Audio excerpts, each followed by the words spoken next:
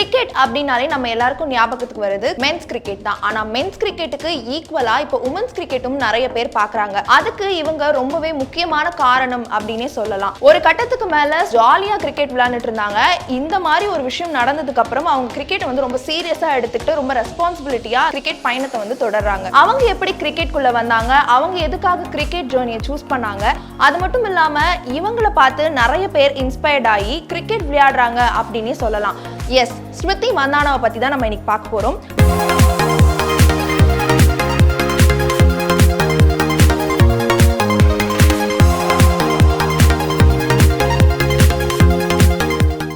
Channel 5 நேயர்களுக்கு வணக்கம். இன்னைக்கு ஒரு இன்ஸ்பயர்டான ஸ்டோரியை பத்தி தான் பார்க்க போறோம்.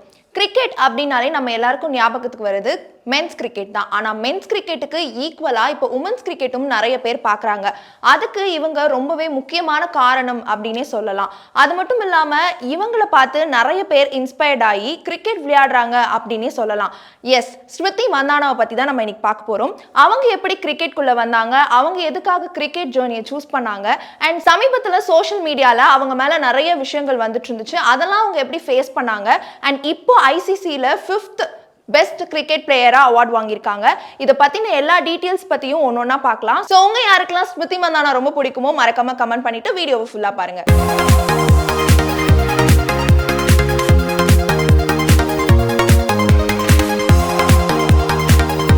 ஸ்மிருதி மந்தானா மகாராஷ்டிரால சங்லி அப்படின்ற கிராமத்துல பிறந்திருக்காங்க. இவங்களுடைய அப்பாவும் அண்ணாவும் ஒரு கிரிக்கெட் பிளேயர் அப்படின்னு சொல்றாங்க. இவங்களுடைய அப்பா டெக்ஸ்டைல் கம்பெனியில கெமிக்கல் டிஸ்ட்ரிபியூஷனா இருந்திருக்காரு. அதுக்கு முன்னாடி இவர் ஒரு கிரிக்கெட் பிளேயரா இருந்திருக்காரு. அதை தொடர்ந்து அவங்களுடைய அண்ணாவும் ஒரு கிரிக்கெட் பிளேயர் அப்படின்னு சொல்றாங்க. இவங்களுக்கு கிரிக்கெட் மேல எப்படி ஆர்வம் வந்தது அப்படின்னு பாத்தீங்கன்னா, அவங்களுடைய அண்ணா நிறைய கேம்ஸ்லாம் விளையாடி, அதாவது டோர்னமெண்ட்லாம் போய் வின் பண்ணிட்டு வரும்போது அவங்களுடைய ஏரியாலையும் சரி அவங்களுடைய வீட்லயும் சரி ரொம்பவே பயங்கரமா செலிப்ரேட் பண்ணுவாங்களாம். ஃபார் எக்ஸாம்பிளுக்கு கேக் வெட்டுறது, கேசரி செய்யறது, இந்த மாதிரி வந்து பயங்கரமா செலிப்ரேட் பண்ணுவாங்களாம். இதை பார்க்கும்போது ஸ்மிருதி மந்தானாக்கும் நம்மளையும் இந்த மாதிரி செலிப்ரேட் பண்ணணும் அப்படின்ற ஆசை வந்து சின்ன வயசுலேயே இருந்துச்சான். இதை தொடர்ந்து அவங்களுடைய அண்ணா கூட அவங்க டெய்லி வந்து பிராக்டிஸ் போயிருக்காங்க. சாட்டர்டே சண்டேல வந்துட்டு அவங்க அண்ணாவோட வந்து பிராக்டிஸ் போறது, அவங்க அண்ணா கூட விளையாடுறது அப்படின்ற மாதிரி கொஞ்ச நாளா அவங்க போயிட்டு இருந்திருக்காங்க. இதை தொடர்ந்து அவங்க அண்ணா விட பயங்கரமா வந்து விளையாட ஆரம்பிச்சிருக்காங்க. இது எல்லாத்தையுமே வந்துட்டு அந்த ஊர் மக்கள் வந்து பார்த்திருக்காங்க அண்ட் அவங்க ஃபேமிலியுமே நோட் பண்ணியிருக்காங்க. இதை தொடர்ந்து ஒரு காலகட்டத்துக்கு மேல ஃபினான்ஷியலி அவங்க வீட்டில் வந்து நிறைய ப்ராப்ளம் வருது. என்னதான் வந்துட்டு கிரிக்கெட் விளையாண்டாலுமே ரெண்டு பேருமே அவங்களுடைய வீடும் வந்து நம்மள மாதிரி ஒரு மிடில் கிளாஸ் ஃபேமிலி அப்படின்னு சொல்றாங்க. அப்படி இருக்கிறப்ப ஃபினான்ஷியலி அவங்களுக்கு வந்து நிறைய ப்ராப்ளம்ஸ் வருது. அது மட்டும் இல்லாமல் ஸ்மிருதி மந்தானாவுடைய அப்பாவுக்கு வந்து உடல்நிலை வந்து சரியில்லாமல் போயிடுது. அந்த மாதிரி ஒரு இக்கட்டான சூழ்நிலையில வந்து அவங்க ஃபேமிலி வந்து இருக்காங்க. அப்படி இருக்கிறப்ப ஃபேமிலியில இவங்க ரெண்டு பேர்ல யாராவது ஒருத்தர் கண்டிப்பா கம்பல்சரி ஒர்க் போகணும் அப்படின்ற ஒரு காலகட்டம் வருது. அப்படி ஒரு காலகட்டம் வரும்போது நம்ம எல்லாருமே என்ன நினைச்சிருப்போம், கிரிக்கெட் பிளேயரா அந்த வீட்ல அவங்களுடைய அண்ணாவை தான் கிரிக்கெட் பிளேயரா ஆக்கியிருப்பாங்க அப்படின்னு நம்ம நினைச்சிருப்போம். ஆனா கிடையாது. ஸ்மிருதி மந்தானாவோட ஃபேமிலியும் சரி அவங்க அண்ணனும் சரி என்ன சொல்லியிருக்காங்க அப்படின்னா, கண்டிப்பா நீ தான் வந்து கிரிக்கெட் பிளேயரா ஆகணும் அப்படின்ற மாதிரி சொல்லியிருக்காங்க. ஏன்னா என்னால கிரிக்கெட் பிளேயரா ஆக முடியுமா, என்னால இந்தியாக்காக விளையாட முடியுமா அப்படின்றது தெரியல, ஏன்னா எனக்கு நிறைய காம்படிஷன் இருக்கும். ஆனா உன்னால வந்து கண்டிப்பா விளையாட முடியும். பிகாஸ் வந்து உமன்ஸ் கிரிக்கெட் அப்படின்றத காம்படிஷன் வந்து ரொம்ப கம்மியா இருக்கு. ஸோ அதனால வந்துட்டு நீ வந்து கண்டிப்பா இந்தியாக்காக விளையாட முடியும் அப்படின்ற மாதிரி அவங்க அண்ணன் சொல்றாரு. சொல்லிட்டு அவர் ஒரு பேங்க் எம்ப்ளாய் வேலைக்கு போறாரு. சோ இந்த சிச்சுவேஷன்ல யாரா இருந்தாலுமே பொண்ணதான் வந்துட்டு வேலைக்கு அமைச்சிருப்பாங்க, பையனை வந்து ஒரு கிரிக்கெட் பிளேயரா வந்து விளையாட்டை வந்து தொடர்ந்திருப்பாங்க. ஆனா இங்க வந்து ஸ்மிருதி மந்தானாவோட ஃபேமிலியும் சரி அவங்களுடைய அண்ணனும் சரி இந்த மாதிரி ஒரு டிசிஷன் எடுக்கிறாங்க. ஒரு கட்டத்துக்கு மேல ஸ்மிருதி மந்தானா ஜாலியா கிரிக்கெட் விளையாண்டுட்டு இருந்தாங்க. இந்த மாதிரி ஒரு விஷயம் நடந்ததுக்கு அப்புறம் அவங்க கிரிக்கெட்டை வந்து ரொம்ப சீரியஸா எடுத்துக்கிட்டு ரொம்ப ரெஸ்பான்சிபிலிட்டியா அந்த கிரிக்கெட் பயணத்தை வந்து தொடர்றாங்க. இதை தொடர்ந்து 11 வயசுல Under 19ல அவங்க செலக்ட் ஆகுறாங்க. செலக்ட் ஆகியுமே 2 வருஷம் அவங்களுக்கு விளையாடுறதுக்கான சான்ஸ் வந்து கிடைக்காம போகுது.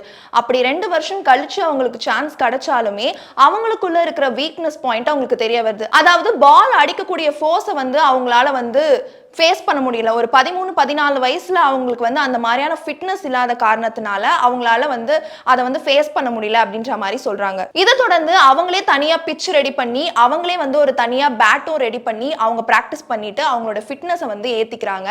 இதனால வந்துட்டு அவங்களுக்கு நிறைய மன உளைச்சல்லாம் ஏற்படுது அப்படின்ற மாதிரியும் சொல்றாங்க. இதெல்லாம் மீறி வந்து அவங்க இந்த பயணத்தை வந்து தொடர்ந்து வந்துட்டு இருக்காங்க. அது மட்டும் இல்லாம சோஷியல் மீடியால இவங்களுடைய புகைப்படம் ரொம்பவே வைரலான ஒரு டைம் இருந்துச்சு. அப்ப என்னாச்சு அப்படின்னு பாத்தீங்கன்னா, பாத்தீங்கன்னா இவங்க நார்மலா ஒரு பேட் வச்சுட்டோ இல்ல கிரிக்கெட் ஆடுற மாதிரியோ நிறைய பிக்சர்ஸ் வந்து சோஷியல் மீடியால வந்து ரொம்ப ட்ரெண்டிங் ஆச்சு. லோக்கல் சேனல்ஸ்லாம் வந்து அதை என்ன பண்ணிட்டாங்க அப்படின்னு பாத்தீங்கன்னா இவங்களுக்கு வந்து ரொம்பவே ஃபேர்னஸ் கிரீம் போட்டு லிப்ஸ்டிக் காஜல் இந்த மாதிரிலாம் போட்டு ஒரு ஆக்டர்ஸ் மாதிரி வந்து அவங்கள வந்து வெளிவிட்டு இருந்தாங்க. அவங்களோட பிக்சர்ஸ் எல்லாமே சோஷியல் மீடியால வந்து வெளிவிட்டு இருந்தாங்க. இந்த டைம்ல வந்து யாரா இருந்தாலும் சரி, அதாவது எந்த கிரிக்கெட் பிளேயரா இருந்தாலும் சரி என்ன நினைப்பாங்க அப்படின்னா ஒரு ஆக்டரா வந்து நம்மள ரொம்ப அழகா காமிக்கிறாங்க ஓகே அப்படின்ற மாதிரி தான் நினைப்பாங்க. ஆனா ஸ்மிருதி மந்தானா இவங்களை வந்து வன்மையா வந்து கண்டிச்சிருக்காங்க. எதுக்காக வந்து இந்த மாதிரிலாம் வந்து எனக்கு வந்து ஃபேஸ்ல வந்து மேக்கப்ஸ்லாம் போட்டு எதுக்கு வந்து என்னோட பிக்சர்ஸை வந்து நீங்க சோஷியல் மீடியால விடுறீங்க அப்படின்ற மாதிரி கேட்டிருந்தாங்க. ஸோ அதுக்கு வந்துட்டு ஸ்மிருதி மந்தானா கிட்ட வந்து நிறைய வரவேற்பு வந்து பெற்று வந்துட்டு இருந்துச்சு ரசிகர்கள் மத்தியில. இதுவும் வந்து பயங்கரமா வந்து பேசி வந்துட்டு இருந்துச்சு அப்படின்னு சொல்றாங்க. இப்படி அவங்களுடைய கிரிக்கெட் பயணம் தொடர்ந்து வந்துட்டு இருந்த நிலையில சமீப காலகட்டங்கள்ல சோஷியல் மீடியால அவங்க மேல நிறைய விஷயங்கள் போயிட்டு இருந்தது. அது அவங்க மன உளைச்சலுக்கு ரொம்பவே பாதிப்பு ஏற்படுத்தி இருக்கும் அப்படின்னு நம்ம எல்லாருக்குமே தெரியும். என்ன அப்படின்னு பாத்தீங்கன்னா பல வருஷமாவே ஒரு லாங் டர்ம் ரிலேஷன்ஷிப்ல ஸ்மிருதி மந்தானா இருக்காங்க அப்படின்றது நம்மளுக்கு தெரியும். ஒரு ஃபிலிம் டைரக்டர் அண்ட் கேமராமேன் ஆகியக்கூடிய பலாஷ் முச்சல் அவரை வந்து நீண்ட நாளா வந்து காதலிச்சு வந்துட்டு இருந்தாங்க. இவங்க வந்து ரெண்டு பேருமே இந்த கப்பல் வந்து ரொம்பவே ஃபேமஸாகவும் ரொம்ப ட்ரெண்டிங்காகவும் போயிட்டு இருந்தாங்க. இவங்க போடுற போஸ்டர்ஸ் எல்லாமே ஃபாலோ பண்ணி அண்ட் இவங்களுடைய கப்பல்ஸ்க்கு ஒரு ஃபேன் பேஜே இருந்து வந்துட்டு இருந்துச்சு. இதை தொடர்ந்து இவங்க ரீசெண்டாக கல்யாணம் பண்ணிக்க போறேன் அப்படின்ற மாதிரி அப்டேட் விட்டுருந்தாங்க. வேர்ல்டு கப் வின் பண்ணிட்டதுக்கு அப்புறம் இவங்க கல்யாணம் பண்ணிக்க போறேன் அப்படின்ற மாதிரி ஒரு அப்டேட் விட்டுருந்தாங்க. இதை தொடர்ந்து இந்த கப்பல் ரீல்ல இருந்து ரியல் ஆக போகுது அப்படின்ற மாதிரியும் ரசிகர்கள் மத்தியில் பேசப்பட்டு ரொம்பவே கொண்டாடப்பட்டு வந்துட்டு இருந்துச்சு. ஆனா என்ன ஆச்சு அப்படின்னு பாத்தீங்கன்னா ரீசெண்டா அவங்களோட மேரேஜுக்கு முன்னாடி நாள் அவங்களுடைய அப்பாவுக்கு உடல்நல சரியில்லாம மேரேஜ் டேட் வந்து தள்ளி போச்சு. ஸோ அதுக்கப்புறம் ஒரு நிறைய விஷயங்கள் வந்து ஏற்பட்டிருந்துச்சு. பலாஷ் முச்சல் வந்து வேற ஒரு பெண்ணோட தொடர்புல இருந்தாரு அப்படின்ற மாதிரி சோஷியல் மீடியால நிறைய விஷயங்கள் பேசப்பட்டிருந்துச்சு. அது எல்லாமே ஒரு பக்கம் ஃபேக் அப்படின்னு சொன்னாலும் ஒரு பக்கம் உண்மை அப்படின்ற மாதிரியும் ரசிகர்கள் மத்தியில பேசப்பட்டு வந்துருச்சு. ஆனா ஸ்மிருதி மந்தானா வந்து அதுக்கப்புறம் அது என்ன ஆச்சு அப்படின்றத வெளிப்படையா சொல்லாம அவங்களோட கிரிக்கெட் பயணத்தை தொடர்ந்து வந்துட்டு இருந்தாங்க. ஒரு பொண்ணா அவங்களுக்கு எமோஷனலி நிறைய பேலன்ஸ்ட் இல்லாம இருந்தாலுமே இந்த பிரேக்கப்பையும் அவங்க வந்து சூப்பரா வந்து ஹேண்டில் பண்ணியிருந்தாங்க. அவங்களுக்குள்ள என்ன நடந்துச்சு உண்மையாவே என்ன ஆச்சு அப்படின்றதெல்லாம் நம்மளுக்கு தேவையில்லை. ஆனா இந்த மாதிரி ஒரு விஷயத்துல ஒரு பொண்ணை வந்து உடைக்க முடியும் அப்படின்னு நினைச்சவங்க எல்லாருக்குமே ஒரு எடுத்துக்காட்டா இருந்து எமோஷனலி ஸ்ட்ராங்கா ஒரு பிளேயரா அவங்க வந்து வெளிவந்திருந்தாங்க. ஸோ இதை தொடர்ந்து மறுபடியும் வந்து கிரிக்கெட் கிரவுண்ட்ல காலடி எடுத்து வச்சு செம்மையா வந்து விளையாடி இருந்தாங்க.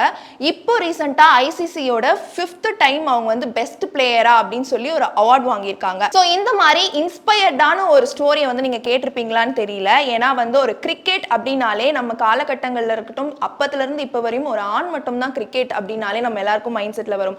ஒரு பெண் வந்து கிரிக்கெட் ஆடுறாங்க அப்படின்னா அவங்க நிறைய ஸ்ட்ரகிள்ஸை ஃபேஸ் பண்ணி வந்திருப்பாங்க. அது மட்டும் இல்லாம கிரிக்கெட்ன்றதை தாண்டி நிறைய துறைகள்ல வந்து பெண்கள் வரணும் அப்படின்னாலே நிறைய ஸ்ட்ரகிள்ஸ் வந்து ஃபேஸ் பண்ணி தான் வருவாங்க. அப்படி இருக்கிறப்ப பிசிக்கலி ரொம்பவே அஃபெண்ட் ஆகக்கூடிய ஒரு கரியர் அப்படின்னா அது வந்து கிரிக்கெட். ஸோ அதுல வந்துட்டு ஸ்மிருதி மந்தானா நிறைய விஷயங்கள் ஃபேஸ் பண்ணி வந்திருப்பாங்க.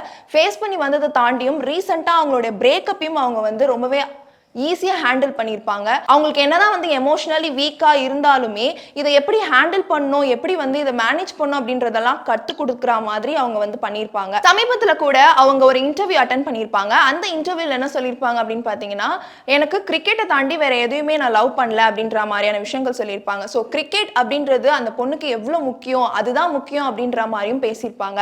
ஸோ நம்ம லைஃப்ல என்ன ஒரு ப்ராப்ளம் வந்தாலுமே நம்மளுடைய கரியரா இருக்கட்டும் நம்மளுக்கு ஒரு பிடிச்ச விஷயத்த நம்ம பண்ணிட்டு போகணும் அப்படின்றதுக்கு இவங்க ஒரு மிகப்பெரிய இன்ஸ்பயர்டா இருக்காங்க. உங்க யாருக்கெல்லாம் ஸ்மிருதி மந்தானா பிடிக்கும் அப்படின்றத மறக்காம கமெண்ட் பண்ணுங்க. இதே மாதிரி யூஸ்ஃபுல்லான வீடியோஸ் பார்க்கணும் அப்படின்னா மறக்காம சேனல் 5 செய்தியோட இணைஞ்சிருங்க.